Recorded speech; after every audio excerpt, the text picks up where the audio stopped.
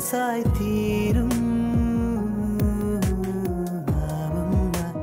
ചേരുമ്പോൾ എൻ കിനാവിലൂടെ നാം ഒന്നായി മാറും മനസ്സായി തീരും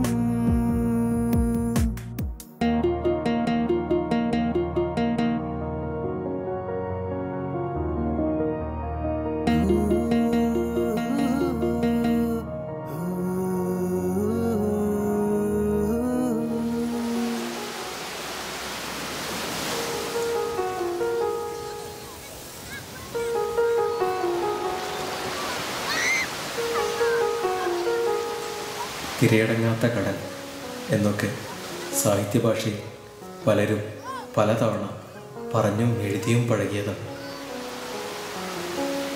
എന്നാൽ ഈ ഇരിപ്പിൽ മുന്നിലുള്ള കടൽ എൻ്റെ കാഴ്ചകളെ ബാധിക്കുന്നേയില്ല.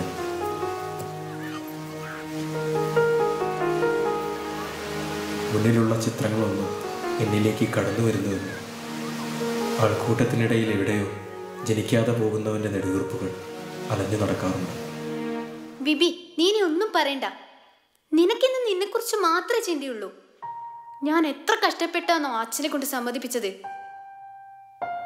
പറ്റുമെങ്കിൽ നീ നാളെ രാവിലെ വാ, മനുഷ്യക്കോലത്തിൽ.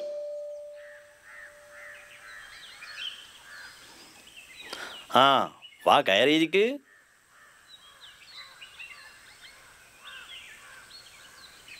Bibin, feel home.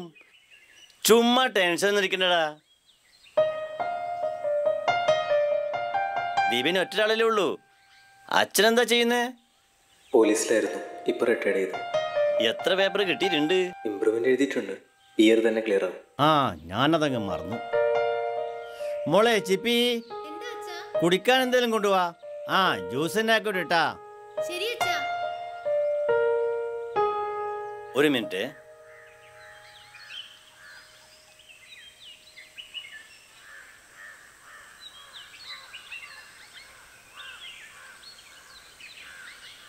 ആദ്യം നീ പോയി മണ്ടപ്പഞ്ഞൂട്ട് പഠിക്ക്. അച്ഛൻ പറഞ്ഞിട്ടല്ലേ ഞാൻ ബിബിനോട് വരാൻ പറഞ്ഞത്. ഇത് വേണ്ടായിരുന്നു അച്ഛ.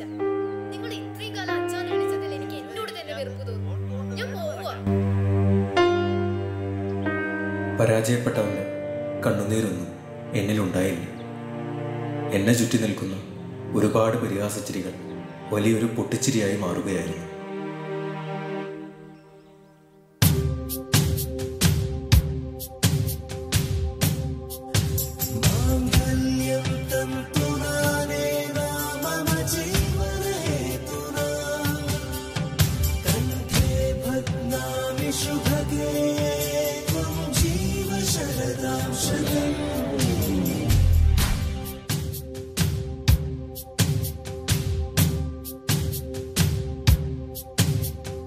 ഇത്രേ ഉണ്ടായിരുന്നുള്ളൂ.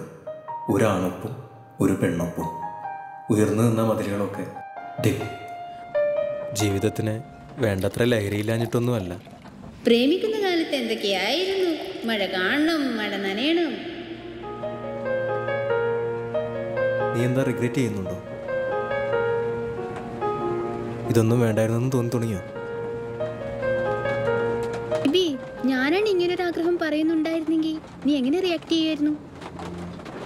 നീ എന്താ എന്നെ സദാചാര പോലീസ് കളിപ്പിക്കുകയാണോ?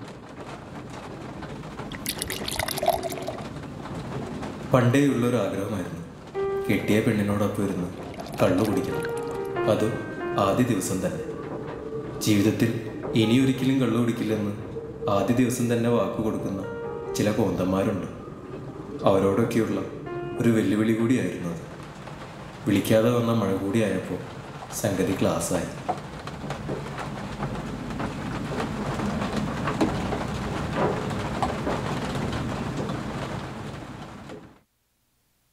നീ അവിടെ ഫയലുകൾക്കിടയിൽ വീർപ്പുമുട്ടുമ്പോൾ ഇവിടെ ഒരിക്കലും നടക്കാത്ത എൻ്റെ സിനിമയുടെ ജാതകം നോക്കി നിന്റെ പക്ഷികളുടെ തീറ്റ കൊടുപ്പുപോയി സ്വസ്ഥം ഗൃഹഭരണം. പഠിക്കുന്ന കാലത്ത് എപ്പോഴും നീ പറഞ്ഞിട്ടുണ്ട്, നമുക്ക് മാത്രമല്ല കുറേ പക്ഷികൾക്ക് കൂടിയാവണം നമ്മുടെ ഈ കൊച്ചു വീടെന്ന്. തിരക്കഥകൾ വിശപ്പിനുള്ള ഉത്തരമാവില്ലെന്ന് ഞാൻ മനസ്സിലാക്കുകയാണോ? കൂട്ടിന് മൂന്നാമതൊരാൾ കൂടി വേണമെന്ന് എനിക്കോ നിനക്കോ തോന്നാതെ അവനോ അവൾക്കോ തോന്നുമ്പോൾ അതങ്ങ് സംഭവിക്കും. അന്നേരം നമ്മൾ FBയിൽ ഇങ്ങനെ കുറിക്കും, വി ആർ പ്രഗ്നന്റ്.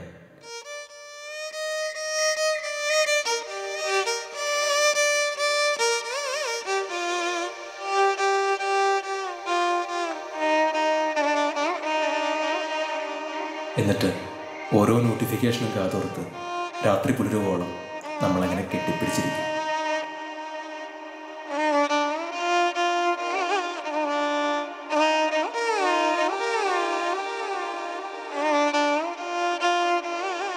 ഏകാന്തതയുടെ മുഷിഞ്ഞ വസ്ത്രത്തിനുള്ളിൽ നീയും കുഞ്ഞും എന്നെ പഴിക്കുന്നുണ്ടാകുമെന്ന് അറിയാഞ്ഞിട്ടല്ല, അങ്ങനെ ആയി പോവുകയാണ്.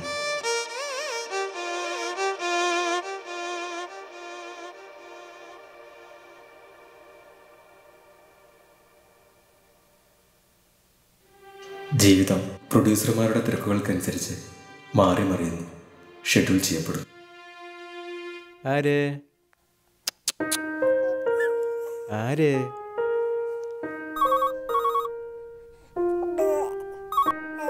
Hello hello വിപിനല്ലേ? വിപിനാണ്. ഞാൻ നിജോ. ഫസ്റ്റ് ഡ്രാഫ്റ്റ് എന്ന നിലയ്ക്ക് തന്റെ എഴുത്ത് എനിക്ക് ഇഷ്ടമായി. നമുക്കൊന്ന് ഇരിക്കാൻ പറ്റുമോ? എറണാകുളത്തേക്കല്ലേ? വരാം സാർ. Thank you sir.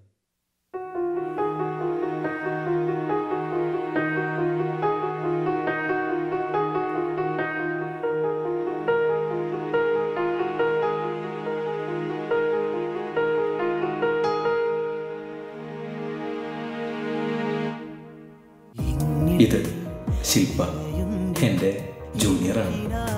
സൗഹൃദത്തിനും പ്രണയത്തിനും ഇടയ്ക്കുള്ള പാലംപണി തുടങ്ങിയതേയുള്ളൂ. മനസ്സായി തീരും സുഖമുള്ളൊരു കാത്തിരിപ്പിലാണ് ഞാൻ.